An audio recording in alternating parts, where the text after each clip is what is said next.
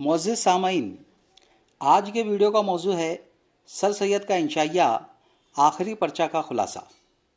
ये खुलासा इन निकात की रोशनी में पेश किया जा रहा है। नंबर 1, आखिरी पर्चे का माखज़। नंबर 2, मरकज़ी ख़याल। नंबर 3, खुलासा। नंबर 4, तनकीदी जायज़ा। नंबर 5, हासिल कलाम। नंबर 1, माखज़। आखिरी पर्चा ये सबक दरअसल सर सैयद का एक इंशाइया है। सर सैयद अहमद ख़ान ने मुसलमानों की मजहबी और समाजी इस्लाह की खातिर तहज़ीबुल अखलाक नामी अखबार जारी किया था। इसमें सर सैयद ने मुसलमानों में पाई जाने वाली मजहबी बुराइयों के साथ साथ समाजी बुराइयों को दूर करने के लिए मज़ामीन लिखे और अपने साथियों से लिखवा कर शाये किए। लेकिन कौम को ये बात नागवार गुजरी, इसलिए ये अखबार कई मरतबा बंद करना पड़ा। जब आखिरी मरतबा इसे बंद किया गया तो सर सैयद ने एक इंशाइया इसमें शाये किया। उसी को आखिरी पर्चे के नाम से आपके निसाबी किताब में शामिल किया गया है, मरकज़ी ख़याल। चूँकि ये मज़मून सर सैयद ने अपना अखबार बंद करते वक्त आखिरी शुमारे में शाये किया था, इसलिए इसका नाम आखिरी पर्चा रखा गया है। सबक का मरकज़ी ख़याल हमारी कौम की बेहिसी व तंग नज़री है। हम बातें तो बहुत बड़ी बड़ी करते हैं, लेकिन काम कुछ नहीं करते। इस पर सितम ज़रीफ़ ये कि अच्छा काम करने वाले हमें एक आंख नहीं बाते। अपनी अहमकाना सोच और जाहिलाना अमल से हम खुद अपने पैरों पर कुल्हाड़ी मारते हैं। इसलिए कौम के मुखलिस व गमखारों के दिलों को ठेस लगती है और उन्हें मजबूरन अपना बामकसद काम बंद करना पड़ता है। सर सैयद चूँकि साबिर थे, आली हौसला व मुरब्बी थे, उन्होंने इस मज़मून में कौम के मुतालिक अपने ख़यालात का इजहार किया है और पर्चे को बंद करने का ऐलान इस तरह किया कि वो अपना कीमती वक्त दूसरे भलाई के काम में सर्फ करेंगे, जिससे कौम को और ज़्यादा फ़ायदा हासिल होगा। खुलासा। सर सैयद फरमाते हैं कि उन्होंने सोई हुई कौम को उठाने की हर तरह से कोशिश की। उनके उठाने की वजह से कुछ लोग उठकर खड़े हुए, कुछ लोग उठकर आंखें मल रहे हैं और कुछ औंधे लेटकर गूं गां की आवाज़ें कर रहे हैं। मुख्तसर ये कि कुछ उठ गए, कुछ उठ रहे हैं, कुछ पूरी तरह से बेखबर सो रहे हैं और कुछ सोने की नकल कर रहे हैं। मौसूफ कहते हैं कि हम ऐसे लोग जो सोने की नकल कर रहे हैं उन्हें और ज़्यादा उठाना मुनासिब नहीं समझते, क्योंकि अगर इंसान खुद ही नींद से बेदार होना नहीं चाहता तो उसे कोई भी जगा नहीं सकता। इसलिए हम तहज़ीबुल अखलाक बन करके दूर से इन बेखुदों का तमाशा देखेंगे। अपने तईं वो लिखते हैं कि हम खुद भी गाफिल थे, लेकिन अब बेदार हैं और कौम की हालत को समझते हैं।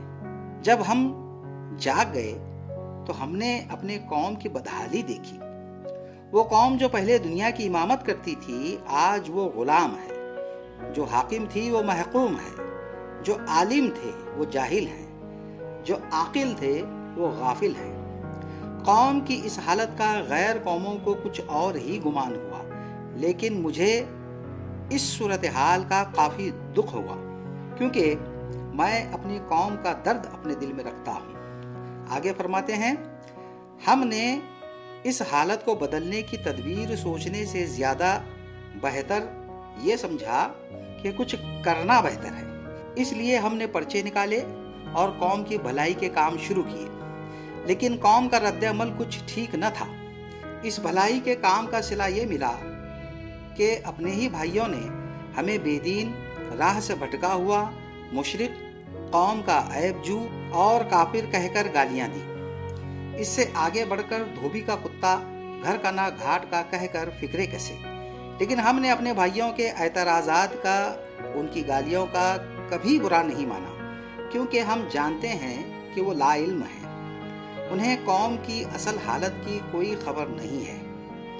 हम अपने नेक काम को तहज़ीबुल अखलाक पर्चा जारी करके पाए तकमील तक पहुंचाना चाहते थे, लेकिन एतराज़ात की बौछार की वजह से इस पर्चे ने कई मरतबा अपनी सांस तोड़ दी। اب نوبت یہاں تک پہنچی ہے کہ اس پرچے کی سانسیں ہمیشہ ہمیشہ کے لیے بند کر دی جائیں۔ اس لیے ہم اسے ہمیشہ ہمیشہ کے لیے بند کر رہے ہیں۔ اس آخری پرچے میں ہم اپنے محسن ساتھیوں کے ریویو شائع کر رہے ہیں۔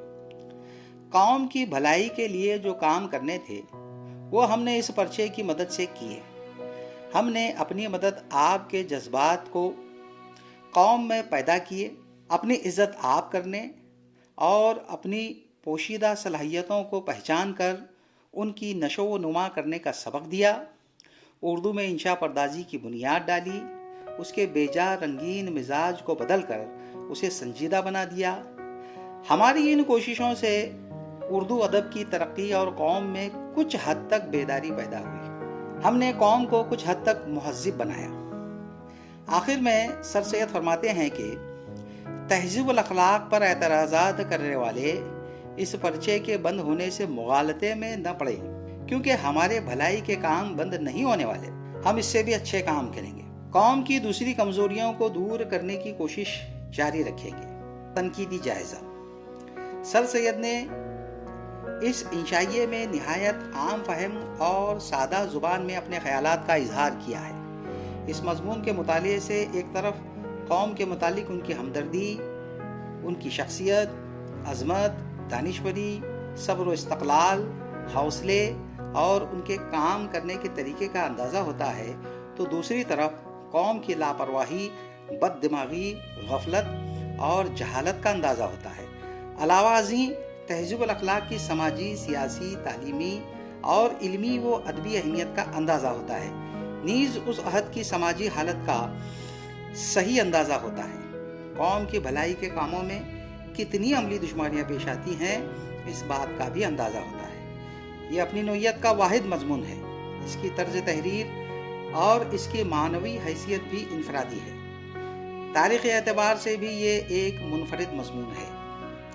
حاصل کلام: اس سبق کے مطالعے سے ہمیں سر سید کی شخصیت کا اندازہ ہوتا ہے اور ہمیں یہ سبق ملتا ہے کہ بھلائی کے کام بے لوث کرنے چاہیے۔ نیکی کا صلہ دنیا میں نہیں ملتا۔ اچھے کام کرتے وقت برے لوگوں کی بری باتوں اور اعتراضات کی طرف توجہ نہیں دینی چاہیے۔ صبر و تحمل سے کام لینا چاہیے۔ آخر میں جیت نیکی کی ہوتی ہے۔ دنیا بھلے ہی نیک لوگوں کی عظمت کا اعتراف ان کی زندگی میں نہ کرے، لیکن ان کی موت کے بعد نئی نسلیں انہیں سراخوں پر بٹھائیں گی۔ یہ تھا آخری پرچے کا خلاصہ۔ اگلے ویڈیو میں کسی اور موضوع کو لے کر آپ کی خدمت میں پھر حاضر ہو جاؤں گا۔ تب تک کے لیے اللہ حافظ۔